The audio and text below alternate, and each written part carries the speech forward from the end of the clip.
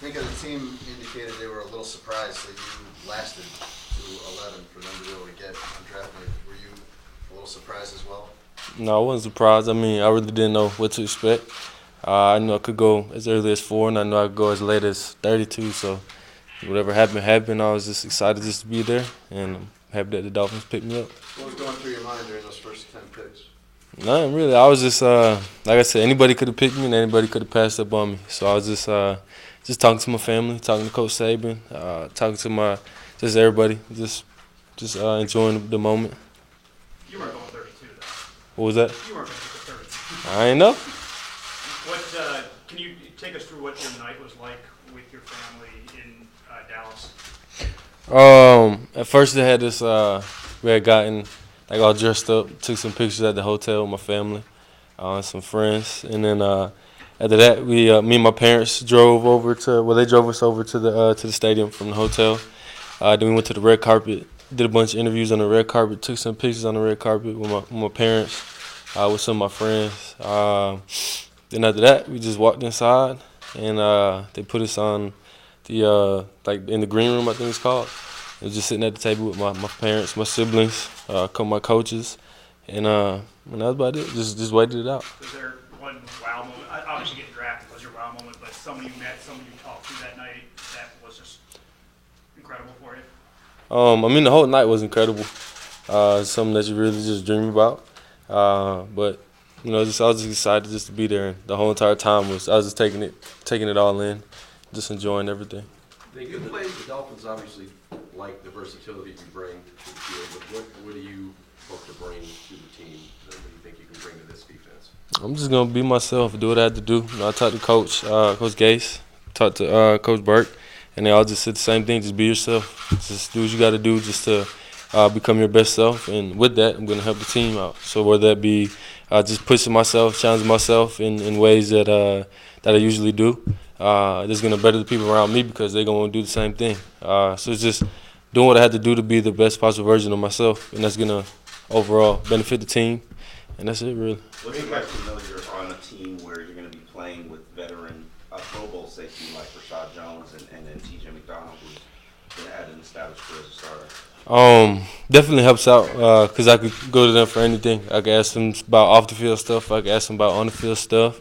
So I could just soak it all in, learn from both of them. A couple other guys, a couple other vets, and that's it. Really, just sitting underneath their wing, grow underneath them, and whatever happens, happens. Those who are here who covered Nick Saban, I happen to be here, knows that he doesn't dish out compliments to the manner that he spoke about you very often. How do you react to that, and how does that make you feel? It's a major compliment coming from him. Like you said, he doesn't give them out often. He's had a lot of great players come underneath him, and he hasn't said too much about them. So when you receive a compliment from him, it means a lot. I'm honored to have played for him. I learned a lot from him, and I just gotta live up to his compliments. Can't let it get to my head. Just gotta keep on pushing forward, receive it, and that's it. Minka, you played very quickly at Alabama, and so obviously you were able to digest whatever it is that the coaches asked you. How different is what the Dolphins do from Alabama, and how is it that you are able to digest that stuff pretty quickly? It's not too much different. I mean, it's almost the same as that defense. A couple of wrinkles here and there. Just of course the terminology is different, so I had to learn terminology. But I mean, football is football. It doesn't really change too much within one season. I just learned it just by doing it, processing things, learning the concepts, not just trying to memorize things. Because when you know the concepts, everybody else is doing around you, it helps you out. So that's what I try to do, and that's it. Minka, what do you expect of yourself as a rookie in your rookie season? What do I expect of myself? Yeah. As in like starts or participation or on the field? I'm just going out there working my hardest every day, challenging the people around me, challenging myself. Whatever happens, happens. Would you be disappointed? I'm sorry. Would you be disappointed if you're not a major contributor or a starter? I would like to be. I don't think anybody doesn't want to play. But, if I'm not, I hope to be the best out there. I'm going to work to be the best out there so I can contribute to the team. What have the coaches already said to you about how they would like to utilize you in this scheme? just gonna start off just learning the defensive backfield, whether it be the nickel spot, the safety spot. Just in there, just making calls, making sure I'm learning the defense, and whatever happens, happens. Nico, there's a story out there that you're showing up for games like 6 hours before the game and you watch film. How often would you do that, and why did you feel the need to I mean, I thought that was a common practice that people did. I thought that people just watch film before the game. So I would either watch it in my hotel room on the iPad, or I'll go in before meetings and just watch film in the meeting rooms, just breaking down some small stuff, going over formations, going over different plays and stuff like that. So I just thought it was something that everybody did. But did you always feel the need to go the extra mile and do extra beyond what was required? I mean, yeah, you should always do that. If you're gonna be great, you always gotta do extra. What's that saying? Just no extraordinary without extra. So I thought this is what I always did. So. You seem like a pretty humble guy, but do you let yourself think about things like, rookie defensive player of the year and stuff like that? Is that a goal for you? My goal is just to work hard every single day, become better every single day, and then with that comes things like that. But I just go day to day, just challenging myself and pushing myself and the people around me, and then with that comes other things. So if that happens to be one of them that comes along, then that's it. You can tell why Nick Saban liked you. What was that? You can tell why Nick Saban liked you. Mickey, I can't remember if you covered this on Draft Night or not, but how friendly are you with Kenyon Drake?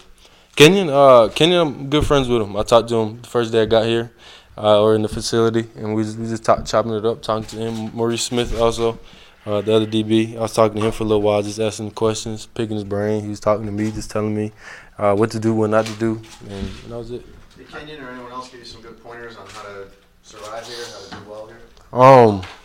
They just told me to be myself, do what I did at Bama, because they know how I was, they know how I kind of just stepped in, did my thing, and didn't really change for nobody. I just worked hard, and they just said, just do what you did there, and you're gonna be all right. I know you played on the boundary, and then you played nickel. I know you played free safety. I'm not sure if you played both free safety spots, but where do you think, as a football player, your opponent is? On the football field. Well played. That's it. You certainly have the speed, but could you be that center fielding guy that can get red line or red line, when necessary? Yes, sir. I believe so. Mika, a lot of people talk about your work ethic, and you were touching on that earlier. Can you remember a time when you were this tall, when you didn't have that kind of drive in you? Were you ever lazy, or has it always been like this? I mean, as a kid, I don't think any kid knows what hard work is. But I had to grow up at a young age. Family been through some things, so I was about 13, 14. I mean, I just grew up in a blue-collar home. My father was a mechanic. My mother, she worked at a clothing store in the warehouse. So, I just grew up and it was instilled in me just to work hard, and no matter what you're doing, whether it be stuff on the field or off the field, this has just been in my blood since I was young. So I just carried over to football. How much is being displaced because of the hurricane play a role in your maturity? Can you say it again? I'm sorry. Sorry? Can you say that again? I said, how much of the being displaced by Hurricane Irene, I believe it's 2011, play a role in you growing up faster and being so mature? I mean, that was the main reason why I had to grow up fast. I had to start working with my father and a couple other things, a couple other jobs. I mean, not every 14-year-old is doing. They're usually playing in the backyard or something like that while I was out working till 12 o'clock at night. And like I said, it was just instilled in me. I couldn't complain. I had to do it because I knew I had to help my parents out, help my family out. So definitely that was like the main reason why I had to work out, was because of the displacement from the hurricane, and that was really it. I mean, What job did you have at 14? excuse me. What job did you have at So my father, he was a diesel mechanic, so I worked with him, and then also we would do like some construction and plumbing with a family friend. So can you change oil of a car? Yeah, I could. Yeah. Can you change brakes of a car? I ain't never changed brakes before. If my dad, he'd show me what to do, and I could do it like right after him. I mean, that's it. So how much can you diagnose what's going on in the car? My father would do most of the diagnosing. He'd say, "Hey, Mink, do this," and I'll just do it, and that was it for real. So you haven't signed your contract yet, so you haven't been paid, but how much does reaching this level and finally, you're in the NFL, when you think back to those times back in your youth with the family, how much does that affect you as far as you're going to raise them up, you've accomplished for them? I mean, in that sense, when it comes to my family, it's definitely an awesome opportunity because I'm definitely gonna purchase a home for my family, a home that's gonna be their home.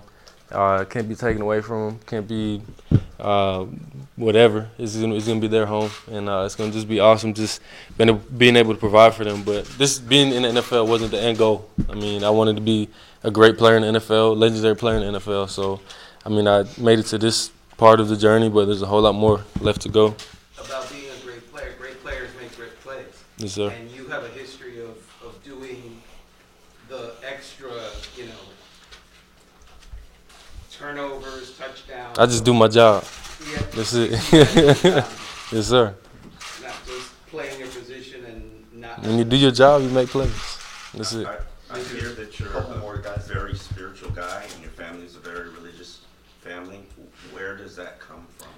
I'll say again, just from being through a lot as a family. We had to sit together as a family, and our foundation is built on our relationship with Christ. And without that, we definitely wouldn't be where we are today because we would have leaned on other things to get us through what we've been through. So, definitely our foundation is built on Christ and not on anything else. Minka, is there a player currently in the NFL that you watch that you maybe bought in the game after, and if so, who would that be? It was kind of hard, especially this past season, because I just moved around a whole lot, and there wasn't a lot of people doing that, especially in the NFL. I just tried to take a little bit from the top guys at their position, whether that be Patrick Peterson, Malcolm Jenkins, Eric Berry, Cam Chancellor, Earl Thomas, all those different guys. I just looked at them with my coach, and that's how I learned a lot of the technique at safety and at nickel. I just watched guys do it, and I was just implementing it into my game. Minka, you Last trained at question, Axos with Gesicki, fellow New Jersey guy.